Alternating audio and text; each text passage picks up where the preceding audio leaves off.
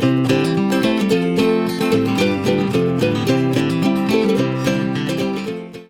everyone, and welcome to my channel. Thanks so much for joining me. My name is Jin, and I'm a high school teacher from New York. And if you're new here, welcome. And if you're one of my regular watchers, thanks for coming back. So in this tutorial, I'm going to show you the basics of how to set up your Google Classroom.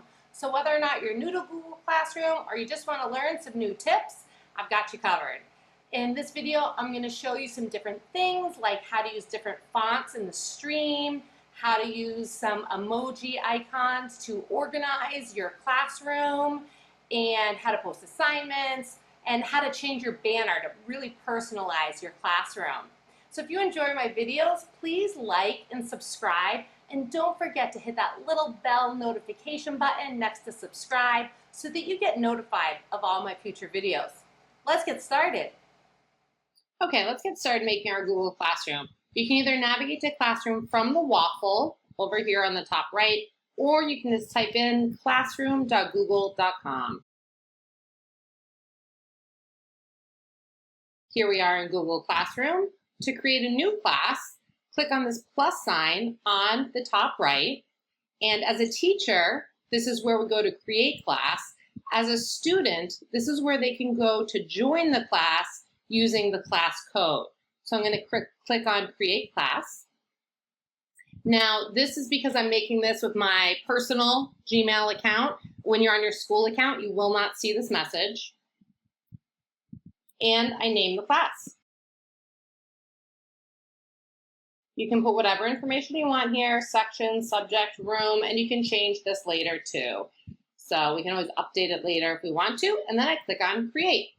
And here is our new class. This is the stream where you can add announcements. And for the stream on your announcements, you can choose other classes to send the same announcement to. I teach 5 sections of a class as a high school teacher, 3 different preps, but multiple periods of the same class. So I'll often want to put the same message to more than one class. I almost always send it out to all students, but if you wanted to select which students see this announcement, when you have students in here, they would be listed here and you could select which students. And you can also add files from your drive, a link, a file from your computer, or a YouTube video right here to an announcement. And you can just go ahead and click post, or you can schedule it to post later. So if I wanted this to show up at 8 o'clock tomorrow morning, I could schedule it for that. So I'm going to go ahead and post this message. Now, you might have noticed that there is no choices for font. There's no bold. There's nothing like that in Google Classroom. So one workaround for that is using a website. I use boldtext.io. Some people use different ones. There's a few different ones, but they all do the same thing. So I just type in whatever text I want, and then it gives me some options for different fonts. And I can also click on Show More Fonts, and then you can select the one you want. I'm going to select this one and copy it. Command-C or Control-C. Go back, and when I paste it in, Command-V or Control-V, now I can have something a little more fun. So there's also some options with these 3 dots. So I could move this announcement to the top of the stream if I wanted to. Say you posted 3 things today, but you actually wanted that first thing you posted to be on the top. You could move it right to the top. You can edit this post if you have a typo or want to change it. You can delete it, or you can copy the link. If you want to put that link into some slides that are going to send kids right to this announcement, you could. Because I now have 2 announcements that say welcome to our class, I'm just going to go ahead and delete this one. And this is where you could put a comment for your class if you chose to. And let's just go through some of the other options here. We've got classwork.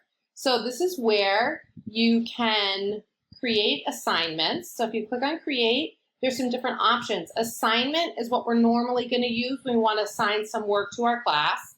There's also quiz assignments if you wanted to make a quiz right here in Classroom. There's a question, which is like a discussion board. So sometimes I'll ask students a question to get some feedback on. And you have some options there. They can be multiple choice or short answer. You can choose whether or not other students can see the responses to that question. There's material. So if you want to post something that is automatically view only, so no changes can be made to it, it can't be edited in any way, and it doesn't show up in your grade book, that would be a material.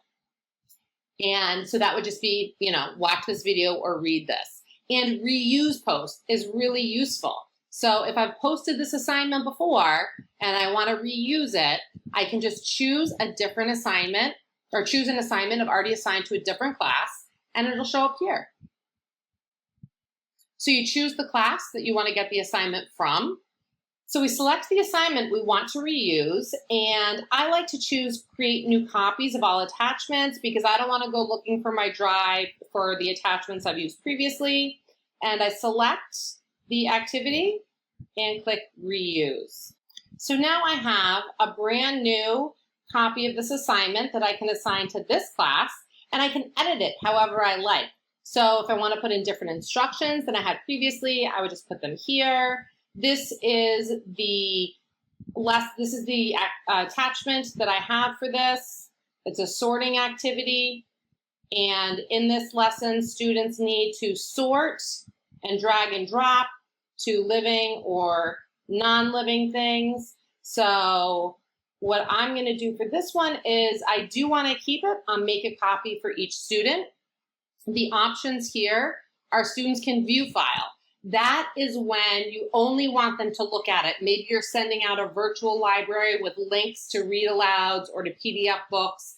Then you only want them to view it because they're just reading.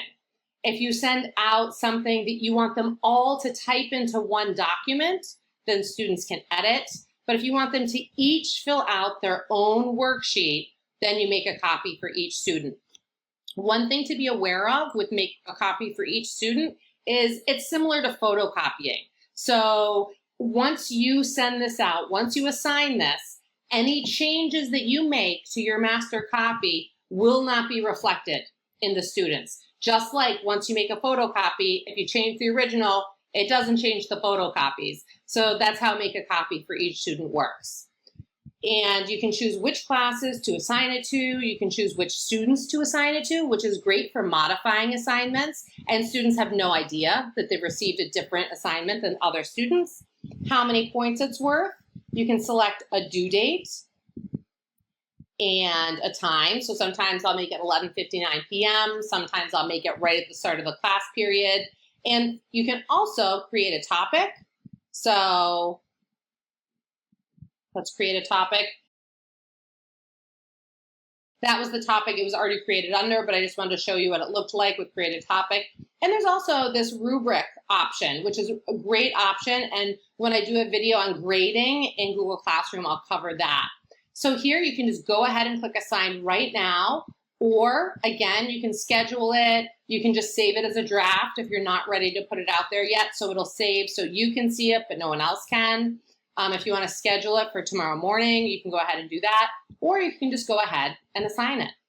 Okay, so you see here's the topic that I created, and here's the one assignment that we have under it. And I like to have different topics, this week's work, past due, and teacher materials.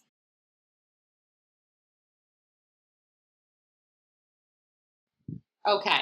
So you can see that the most recent one goes to the top. So I'm just going to drag this one up because I want that at the top. Then I want this one next and teacher materials at the bottom. And I train my students that what they're looking at is this week's work. So if I was going to send out a board game style lesson that has several things embedded in it, and if you guys have watched my video on that, you'll know what I mean. It's one slide that has a Google form and a few other components, and I don't want those classroom assignments clogging up my clogging up this week's work. I would put those in teacher material and just put the board game activity in this week's work. Past due is things they were due last week or the week before. I'll still accept them, but they're late now. in this week's work is what we're working on right now. This is your current work. And what I like about that is I can click on these three dots and press copy link. And then when I copy this link and I send students to this week's work, they'll come straight to this page where all of the assignments for this week are showing up. And so if they come here on Monday, they'll only see Monday's work.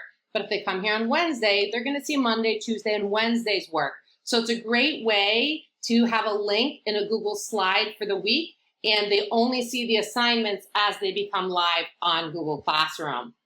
So let's do a few more assignments. Okay, so let's look at how to create a new assignment. And let's add from our Google Drive.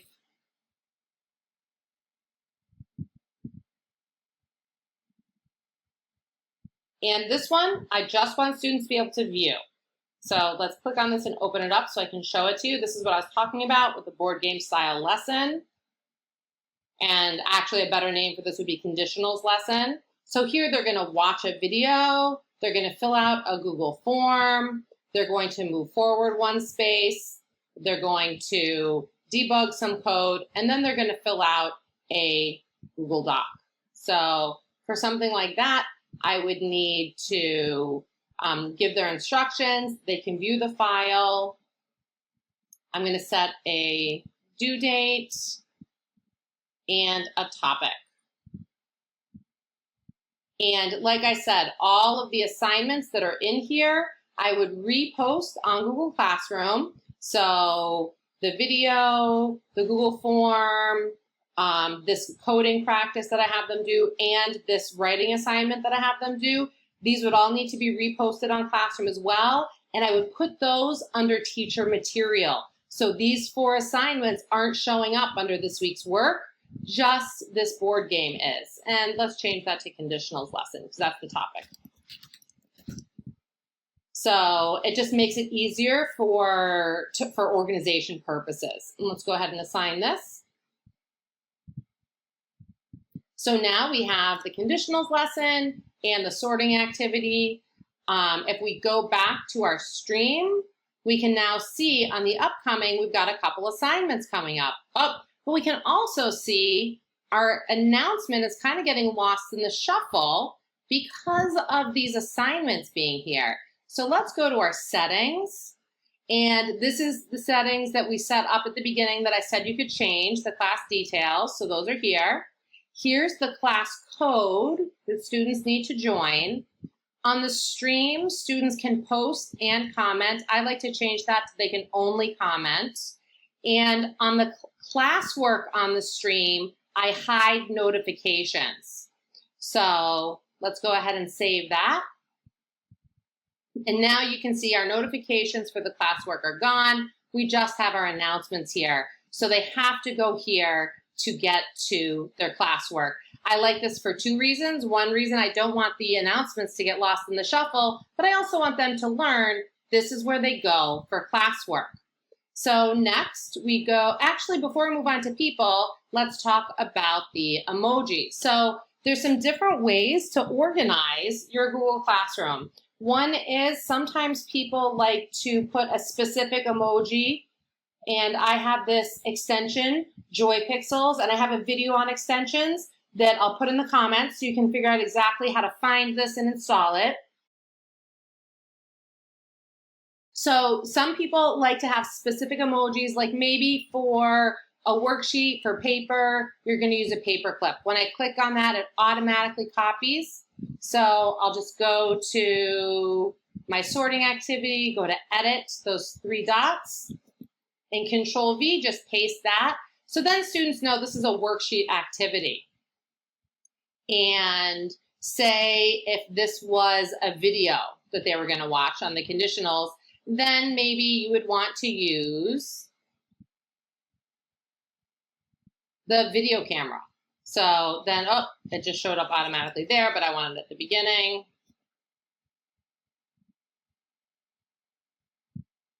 So some people like to sort it like that, or kind of organize it like that.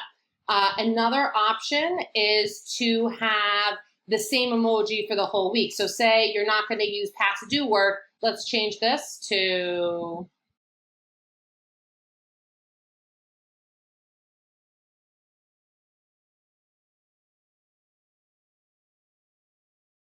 okay, so some people like to have, rather than this week's work, they like to have week of 7/13, week of 7/20, week of 7/27. And in that case, they would put the same emoji for this entire week. So then you know, okay, this week is red balloons. So everything this week is red balloons. And then next week is all smiley faces. So some people like to organize it like this, where they have different emojis for each week. And some people like to do with the past due assignments, you can put in a check mark. So you might want to use this emoji for the past due assignments, letting them know, hey, everything with this emoji in front of it is past due.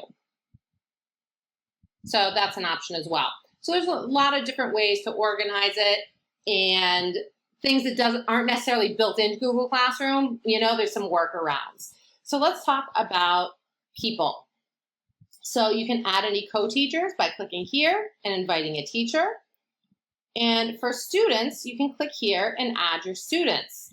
I typically use the class code, which is here. It's also, like we talked about, in the settings, and it's also right here at the top of your stream. And if you use a class website, that's a great thing to be able to just give right on the class website. Here's our class code. So once they go to the website, they've got the class code right there. And there's the grade book. So let's go back to settings because we didn't quite get there yet. And again, this is another place where you can find the class code.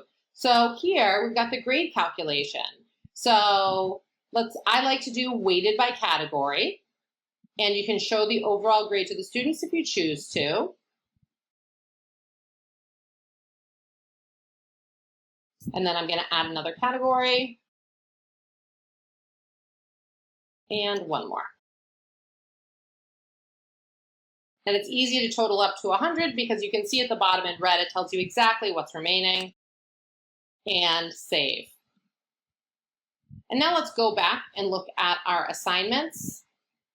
Because now, when I go to edit this assignment, now there's a category that I can add to it. And now you can consider the number of points. So, now I have to pick a category. So this would have been classwork. And save. So this is a really quick and easy tutorial on the basics of how to set up your classroom. And I don't have any grades in here yet because I haven't added any students. Once you add the students, your grade book will show up. And the other thing you can do to kind of personalize your classroom and make it fun is you can change the theme.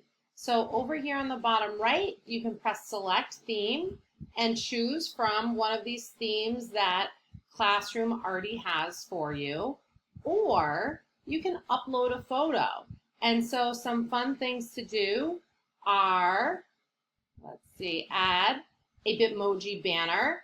And I have a tutorial on how to make these. So once I have my banner in place, I just drag everything to the corner so it gets the whole thing. And then select class theme, and it takes a moment to show up. I have a tutorial on how to make your Bitmoji classroom banner. And again, I'll link that in the description box right below this video. A couple of things to note. You'll see I put my whole scene really on the right-hand side because I can't change where this class name and the class code goes. Also, you'll notice my banner looks a little dark. There's nothing you can do about that. That's an overlay that Google puts on there to make sure that their Google Classrooms are ADA compliant, and so you can really see the class code and the class title. Another thing that you could do is you can put an animated banner, and of course I've got a tutorial for this too. So once you've got your animated banner downloaded onto your computer, you just upload it right here on Classroom, drag everything out to get the full effect. Hey. And I just keep dragging the corners till I get the whole thing, and select theme. Again, it takes a moment to show up, and now we have an animated banner because I made a little GIF that just plays repeatedly. That's how GIFs work. You can't get it to stop. It'll just play on repeat, but it adds a little fun dimension, and you can change that up. So you can change your banner once a week, once a month, once a marking period, whatever you like.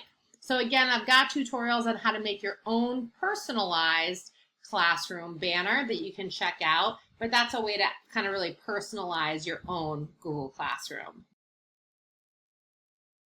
And let's take a quick look at the settings. Here on the top left, you can get to classes, calendar, your to-do list, and all your classes here. If you've archived classes in the past, you can access them here. And here's your settings. So in the settings, you can change your email notifications. So here's different things. You can either just turn them off entirely, but I like to get some email notifications. I would never know if anyone comments on my post if I didn't have an email notification. So these are all the different things that you can turn off email notifications for, and you can just go through this list and choose what works for you. Some people don't like to have their email all crowded with classroom notifications, and some people like to get notified. So that's where you go through to figure out your notifications. So those are all the basics that you need to know to get started setting up your Google Classroom. I hope you enjoyed this video. Please like and subscribe if you did, and tell all your teacher friends about it. Thanks so much for watching. See you soon.